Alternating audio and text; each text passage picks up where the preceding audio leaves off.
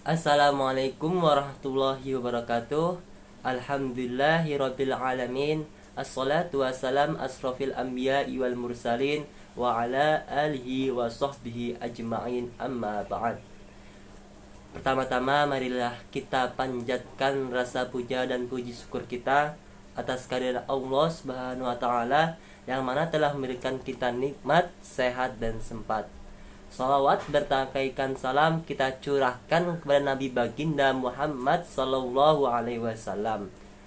Langsung saja, yang terhormat kepada Bapak dosen pengampu mata kuliah Bapak Sohibul Adkar LC, dan selanjutnya di sini saya mewakili teman-teman dari kelompok 9 sebagai mendahului video ini yang akan mana pertemuan kali ini kita akan membahas surah Al-Baqarah ayat 228 hingga 232. Ada munasabah, ada makna ayat dan hukum talak raji, dan yang terakhir ada lafaz talak 3 dengan satu lafaz. Maka selanjutnya saya persilahkan kepada teman-teman saya untuk mempresentasikan pertemuan kelompok 9 kali ini. A'udzu billahi minasy syaithanir rajim. Bismillahirrahmanirrahim.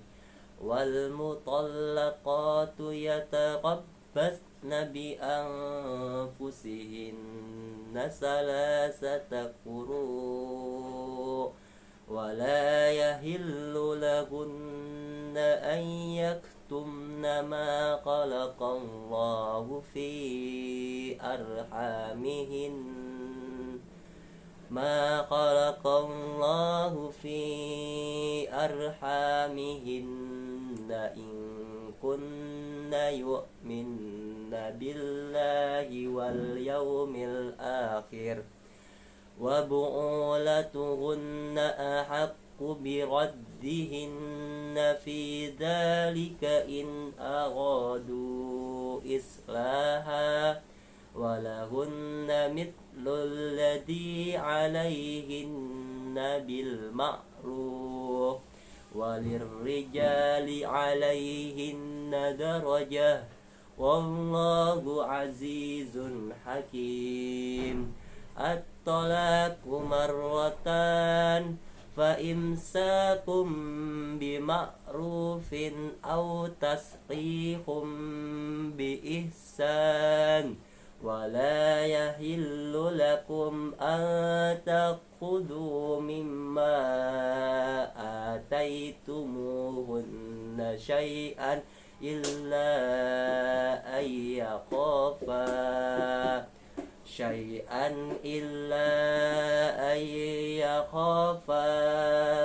alla yuqima hududallah fa in حفتم ألا يقيم حدود الله فلا جناح عليهما فيما ابتدت به تلك حدود الله فلا تعتدوها ومن يتعد حدود الله فأولئك هم الظالمون.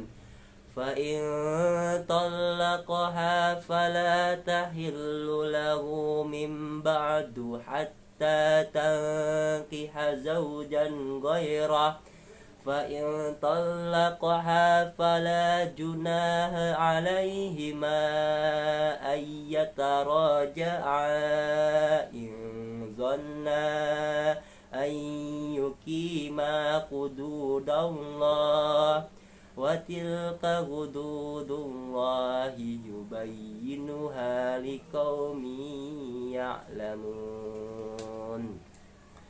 وإذا طلقتم النساء فبلغن أجلهن فأمسكوهن بمعروف أو سرحوهن بمعروف ولا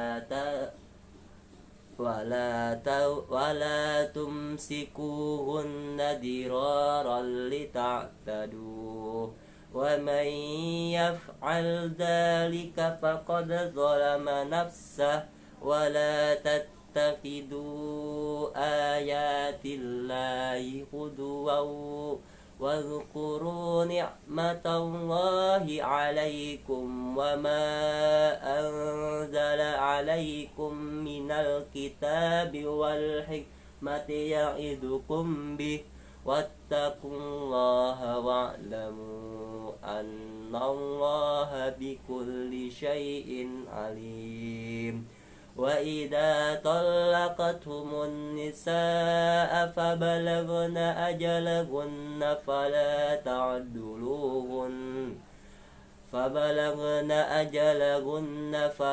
تعدلوهن أن ينكحن أزواجهن إذا تراضوا بينهم بالمعروف ذلك يوعظ به من كان منكم يؤمن بالله واليوم الآخر ذلكم أزكى لكم وأطهر والله يعلم وأنتم لا تعلمون. Shadaqallahul Azim. Maka selanjutnya dipersilakan kepada teman-teman saya untuk Baik, selanjutnya yaitu mengenai tentang munasabah. Sebelum ayat ini telah diterangkan hukum bersumpah tidak akan mencampuri istri yang terkatung-katung, sehingga suami memilih menceraikan istrinya. Maka dalam ayat ini diterangkan segala sesuatu yang bertalian dengan talak, masa iddah, hukum talak 3 kali, atau sikap terhadap bekas istrinya yang telah bercerai. Kemudian di ayat-ayat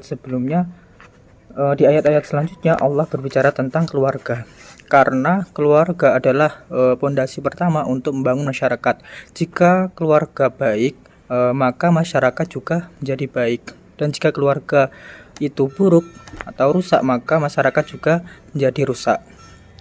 Yang ketiga yaitu Allah memulai dengan menjelaskan hukum-hukum keluarga mengenai hubungan suami istri dan memperingati pentingnya memilih pasangan berdasarkan agama, supaya hubungan kuat ini dibalut ikatan kasih sayang, rahmat, dan ikhlas.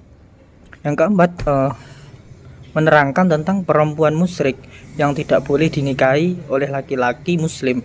Sebaliknya, seseorang perempuan mukmin tidak boleh menjadi istri pemuda musyrik, karena Allah melarang perempuan mukmin menikah dengan laki-laki musyrik. Lalu di ayat-ayat ini Allah menerangkan beberapa penyakit yang ada dalam keluarga. Penyakit tersebut dapat mengancam keharmonisan keluarga. Penyakit-penyakit itu adalah ilak, talak, dan huluk.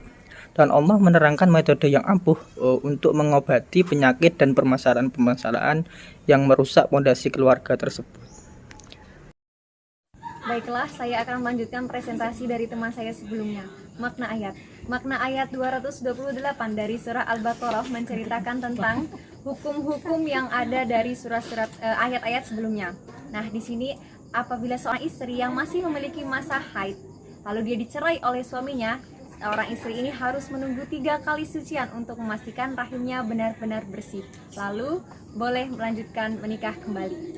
Selanjutnya ayat 229 di sini menjelaskan tentang talak raj'i itu hanya berlaku 2 kali, dan apabila dijatuhkan talak kembali maka dinamakan talak bain. Namun ada para ulama yang berpendapat bahwa apabila talak 3 itu dijatuhkan sekaligus, ada yang berpendapat bahwa itu hukumnya talaknya tetap 3, dan ada yang berpendapat bahwa itu hukumnya talaknya 1. Selanjutnya ayat 230 ini adalah akibat dari ayat 229. Jadi ketika sudah dijatuhkan talaknya 3 kali, maka seorang suami tidak boleh lagi rujuk kepada istrinya, dan apabila dari kedua belah pihak ini ingin bersama kembali, maka harus mendatangkan muhalil, atau seorang istri ini harus menikah lagi dengan lelaki yang lain, lalu bersetubuh, cerai, boleh, dan setelah itu boleh kembali lagi kepada suaminya. Selanjutnya ayat 231. Di sini ada 3 poin utama. Poin yang pertama adalah ketika suami menjatuhkan talak kepada istrinya, lalu apabila masa iddahnya ini ingin berakhir atau hampir berakhir, maka suami ini harus memilih dari 2 pilihan. Pertama, rujuk. Kedua, menceraikan dengan cara yang baik. Poin yang kedua adalah ayat ini melarang seorang suami yang ingin rujuk kepada istrinya namun dengan tujuan untuk menganiaya ataupun menyakiti. Poin yang ketiga, bersetubuh dengan istri yang masih dalam masa iddah tolak raj'i itu haram hukumnya. Karena menurut Imam Syafi'i akan sah hukumnya rujuk apabila dengan lafal ataupun ucapan. Nah, akan tetapi menurut Imam Hanafi dan Imam Hambali, persetubuhan dianggap rujuk meskipun tanpa ada ucapan sekalipun.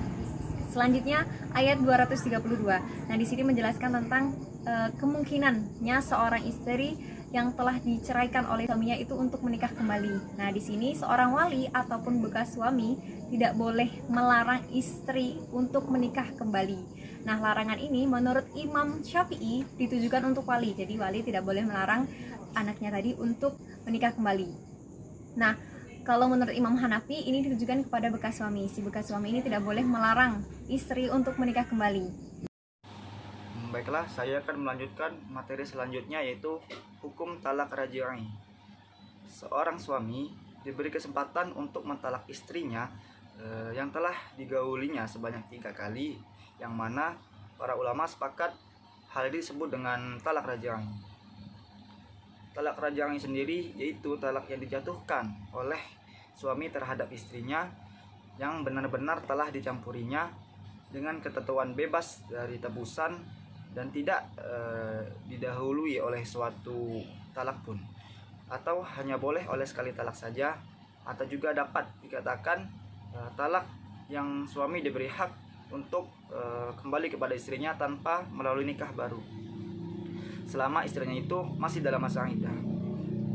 Dalam hal ini suami yang rujuk kepada istrinya selama istrinya itu masih dalam masa iddah, maka suami tidak harus memberikan mahar atau akad baru kepada istri, walaupun istri tersebut tidak rela untuk dirujuk kembali. Terima kasih. Baik, di sini saya akan menjelaskan serta menguraikan beberapa pendapat para alim ulama tentang penggunaan lafaz talak 3 dalam satu lafaz sekaligus. Adapun pendapat yang pertama adalah pendapat yang menghukumi talak 3 yang diucapkan sekaligus, maka itu jatuhnya kepada talak 3. Yakni pendapat ini diuraikan dari Imam 4 mazhab, yakni Imam Syafi'i, Imam Hanafi, Imam Hambali, dan Imam Maliki. Kemudian pendapat yang kedua adalah penggunaan lafaz talak 3 dalam satu lafaz adalah hukumnya itu jatuh kepada talak 1. Yakni imam yang mengatakan jatuh talaknya kepada talak 1 diantaranya pendapat Imam Jahiriyah, kemudian Ibnu Taimiyah, dan Ibnu Qayyim al-Jauziyah.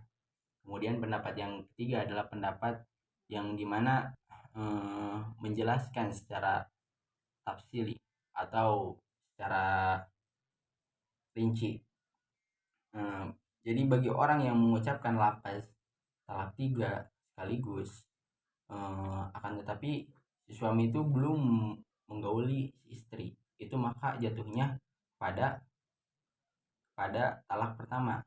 Sebaliknya, jika sudah menggauli si istri, akan tetapi si suaminya ketika itu mengucapkan talak 3 sekaligus, maka itu jatuhnya kepada talak 3. Kemudian pendapat yang keempat adalah pendapat yang menyatakan bahwa talak 3 sekaligus tidaklah jatuh talak sama sekali, karena itu adalah bid'ah muharramah, bid'ah yang diharamkan karena menyalahi prosedur Quran dan hadis. Pendapat tersebut adalah pendapat dari Hajjah bin Artoh dan Muhammad bin Ishaq dan mazhab Syiah imamnya.